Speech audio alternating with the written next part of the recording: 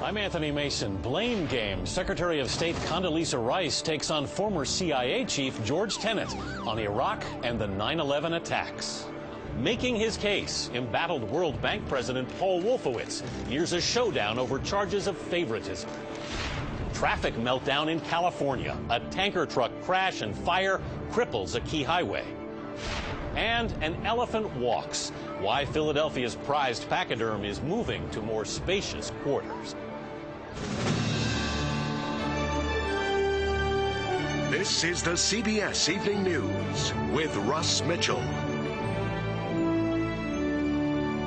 Good evening. Russ Mitchell is off tonight. I'm Anthony Mason. What did the former CIA director say about the terrorist threat, and when did he say it? That's one of the questions at the heart of today's war of words between Secretary of State Condoleezza Rice and ex-CIA chief George Tenet. Randall Pinkston has the latest fallout from tonight's exclusive 60 Minutes interview. George was a very good public servant, and we worked very well together during very difficult times. Secretary of State Condoleezza Rice's diplomatic language didn't disguise the Bush administration's flat rejection of a series of charges leveled by a former insider, CIA Director George Tenet, that the White House went to war in Iraq without a serious debate. So you're saying that his charge is not true? There was an extended period of time of trying other efforts, that Rice ignored warnings of a terrorist threat before 9/11. In an interview on tonight's 60 Minutes, Tenet told correspondent Scott Pelley that in the summer of 2001, he warned Rice of possible terror attacks. Essentially, the briefing says there are going to be multiple spectacular attacks against the United States. We believe these attacks are imminent. Mass casualties are a likelihood. You're telling Condoleezza Rice in that meeting in the White House in July that we should take offensive action in Afghanistan now. So what he is saying is that you just sort of brushed him off. Well, it's very interesting because that's not what George told the 9/11 Commission at the time. He said that he felt that we had gotten it. And Secretary Rice says the call for a preemptive strike on Afghanistan is new information. While Tenet attacks his former White House allies, one of his former CIA colleagues accuses Tenet of failing to speak out when it counted. He could have knocked the whole cause of war out of the box had he resigned and said the intelligence is not good enough to support this war. Scheuer, who once headed the bin Laden unit, credited his former boss with improving morale at the CIA. But he accused Tenet of being too attuned to the political desires of his bosses. First, President Clinton, then President Bush. Anthony? Randall Pinkston, thanks. And you can see the full interview with former CIA Director George Tenet later this evening on 60 Minutes. A chief architect of the Iraq War is under fire tonight, accused of favoritism in his new job. Paul Wolfowitz, now head of the World Bank, is due to face a special panel tomorrow to fight calls for his resignation. Cheryl Atkinson has the latest. As head of the World Bank, Paul Wolfowitz says his mission is to help the poor, but it's the help he gave his girlfriend that has him fighting for his job. Do you think you still have credibility to run the World Bank, yes or no? Do you have any plans to resign from your job? It all started in 2005 when President Bush chose Wolfowitz to become head of the World Bank. Wolfowitz's girlfriend, Shaha Riza, already worked there. So to avoid a conflict of interest, Riza was reassigned. But she got what some consider a sweetheart deal, and it was Wolfowitz who helped seal it. Internal documents show Riza was tasked to the State Department to start a new foundation to promote democracy. She got $56 million in funding and a big raise. This was way out of line with anything that would have been done for any person under normal circumstances. Before Wolfowitz, Riza only got $18,000 in pay hikes over 4 years, but in just the first year after Wolfowitz came to the World Bank, Riza's pay jumped by $66,000. She now makes more than the Secretary of State, and like all World Bank employees, her paycheck, all $193,000 of it, is tax-free.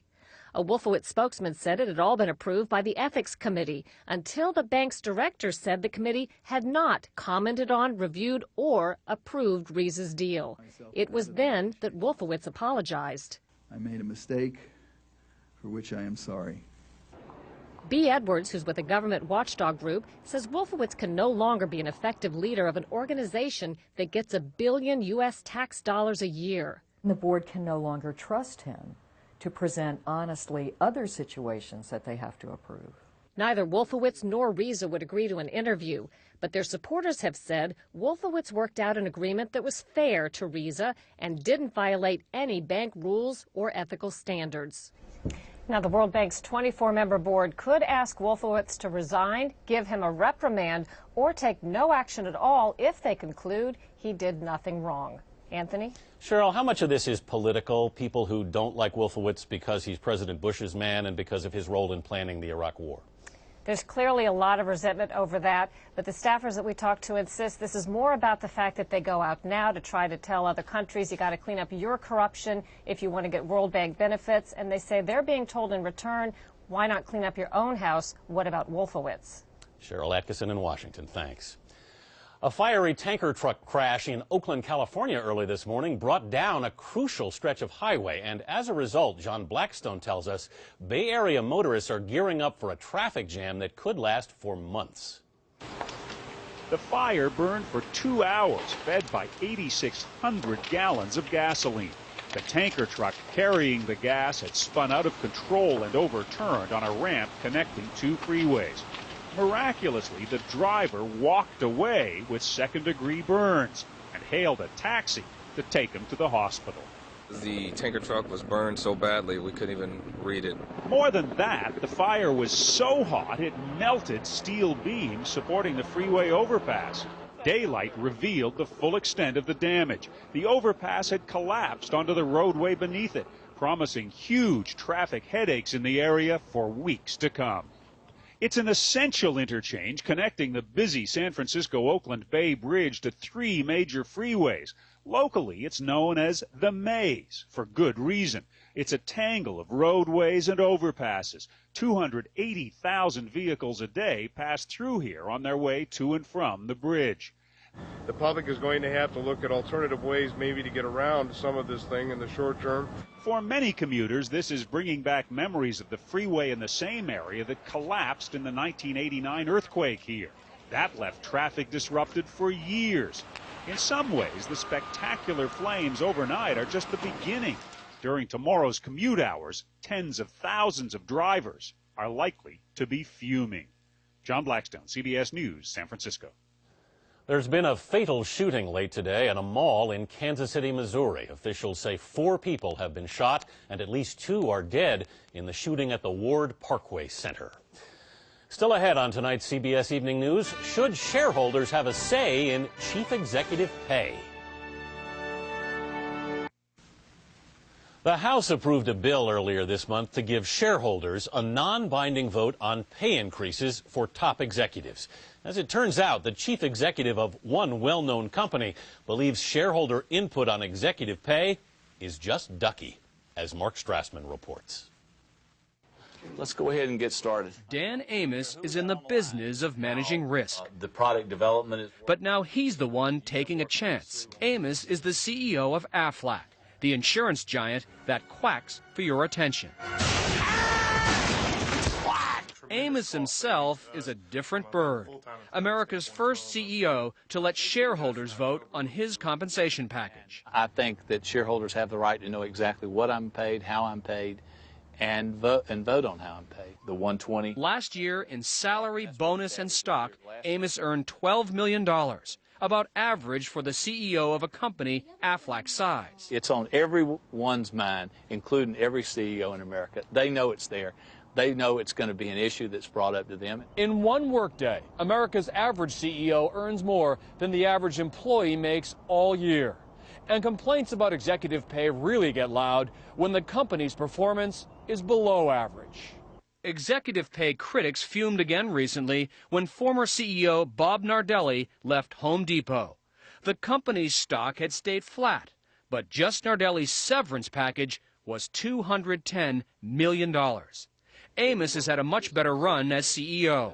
Under his leadership since 1990, Aflac's stock has risen 2,400%. At our company, it's pay for performance, and if I don't perform, I'm not going to be around. In 2009, Aflac shareholders will start voting on his pay. It's non-binding, but for Amos, no votes could sting. How are y'all? He runs a big company in a small town, Columbus, Georgia. and bumps into Aflac shareholders all the time. Hey! Including Jim Morpeth, this restaurant's owner. He would vote no if he didn't like my food. He just wouldn't come. Other CEOs may soon get the message. Perform, or you're a sitting duck. Mark Strassman, CBS News, Columbus, Georgia. For more on the debate over CEO pay, we're joined now by Brian Foley, an executive compensation consultant. We just heard about the Home Depot CEO's pay. Here's another example. GM CEO Rick Wagoner made more than $9 million last year. At the same time, GM was losing $2 billion. Brian, isn't that just the sort of thing that gets stockholders really angry? It certainly does. It gets people frustrated that the big guy makes that much money when their stock goes down. It gets the union people upset because their benefits have been cut or eliminated, or they're facing layoffs. You negotiate these kind of deals between companies and CEOs, correct? Yes. How do they get to this kind of level? How do they get out of control? They get out of control when people take their eye off the ball in terms of how pay relates to performance. The frustration is not that the individual got paid so much, but that he gets paid so much for so little performance. Mm-hmm. Do you think these salaries are out of control?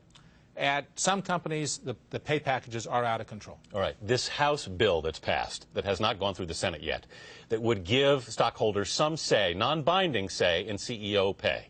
You think it's going to make any difference? I don't think it will make a difference. The shareholders already have the right to seek these proposals.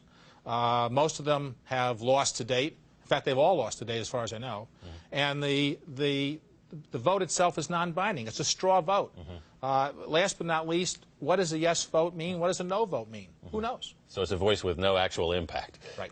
Okay. Brian Foley, thanks very much. Just ahead on tonight's CBS Evening News, the plight of the Darfur refugees. A first-hand report from Alan Pizzi, who's just back from the region. On what was billed as a global day of action, thousands rallied in Rome and other cities to call attention to the 4-year-old conflict in the Darfur region of Sudan. Alan Pizzi's just had a close look at the scale of the humanitarian disaster. Darfur has gone on for so long that camps for displaced people are taking on an air of permanence. Relief workers are barely holding their own, and there is no prospect of any of these people going home, no matter how much the world protests. Aid workers call Darfur the worst humanitarian crisis in the world today. It's also one of the most complex. The simple version is that ethnic Arabs are conducting genocide against black African tribespeople across an area of Sudan almost the size of Texas. But in fact, violence has become so endemic that the 2 million people who are now displaced and homeless have enemies on all sides. 2 or 3 militia groups have splintered into more than a dozen that range from the Janjaweed to tribal-based warlords and political factions, all fighting each other. The sprawling, overcrowded, and ever-growing camps serve as their recruiting grounds. There is nothing the aid agencies, which feed 4 million people, can do about it. And as if that wasn't enough, a few days ago, a UN assessment team had to flee for their lives from a bombing raid. Bombing by the Sudanese Air Force? Yes. Don't they communicate with you at all? No, we have no communication with them. So you're at the mercy of everybody here. That's very true. The 7,000 African Union soldiers who are there as peacekeepers can barely protect themselves. The latest plan calls for an additional 3,000 troops from the UN. That is supposed to grow into a 21,000-strong joint UN-African Union force if the Sudanese agree and the international community gets its act together. Put your money where your mouth is. Because they keep saying Darfur is huge, it's a problem, and we need to do something about it. Well, prove it. Because the international community also has to prove that it is serious about Darfur. If the world does not act, the camps will be the best part of the crisis. Because the longer the politicians argue about what to do, the worse the security situation becomes. And the number of people that aid cannot reach grows larger by the day. Alan Pizzi, CBS News, Darfur. As many as 1 million people took to the streets today in Turkey to protest the government's choice of a Muslim candidate for president, Foreign Minister Abdullah Gül. The marchers fear Gül would use his office to erode the barrier between religion and state in the NATO ally. Coming up on tonight's CBS Evening News, make room for elephants. Why Dulari is leaving the zoo for a brand new home. For nearly 133 years, kids of all ages have been coming to see the elephants at Philadelphia's historic zoo, but not for much longer. The zoo is packing them off to greener and roomier pastures. Oh, look, here he comes. Look, here he comes. After 41 years at the Philadelphia Zoo, Dolore the elephant will be leaving tomorrow. Have fun in your new house. Oh, yeah, I heard yesterday was quietly closed, I know. Friends came to sign a going-away card for Dolore, who's headed for retirement, because the zoo is closing its elephant exhibit, reacting in part to pressure from animal rights groups who believe elephants suffer in cramped enclosures. The minute as an organization you stop listening to your audience, your guests, or any one of the groups that are out there, I think you run the risk of becoming irrelevant. Philadelphia is not alone. Zoos in San Francisco, Detroit, Chicago, and the Bronx Zoo have all decided to phase out their elephants. Over the years, most elephants in the U.S. have been confined to houses and pens that today seem woefully inadequate for animals that in nature live in highly organized herds and migrate over great distances. In the Tennessee sanctuary where Dolore is headed, she'll have more than 20 companions and 2,700 acres to roam. Somebody's going to like her, and she's going to like somebody, and she's going to melt into that herd. The 3 remaining elephants in Philadelphia will also be sent away in the coming months to a conservation center in Pennsylvania that will breed the animals for zoos taking a different approach. Instead of closing exhibits, they're looking to expand and improve their elephant habitats. The Los Angeles, Denver, Albuquerque, San Diego, and Oregon zoos are among them. In Oregon, Mike Keel says soon they may offer the only chance for many Americans to see a live elephant. And we know from that point on that they're going to be connected to helping conservation, helping animals in the wild from that point forward. Oh, you wave goodbye and give him a kiss. Goodbye. The departure of Dolore after 41 years is symbolic. Philadelphia Zoo is the nation's oldest. When it opened in 1874, its first exhibit was an elephant. But by this fall, these will be the only elephants left. Yeah, I feel a little bad, but I'm happy that they're getting a better habitat. For zoos, money is also a big part of the problem. Many simply can't afford to build the kind of habitats elephants now need. And we'll be back.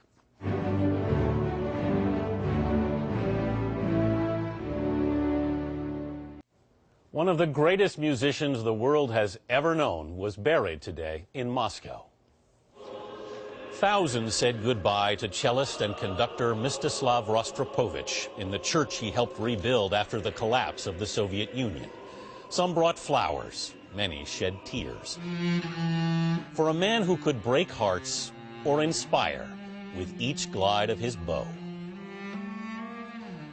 Rostropovich said if given 1,000 lives, he would live them exactly the same way.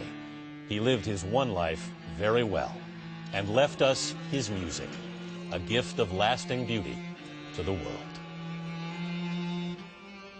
And that's the CBS Evening News. Later on CBS 60 Minutes and an exclusive interview with former CIA Director George Tenet. I'm Anthony Mason, CBS News in New York. Thanks for watching. Good night.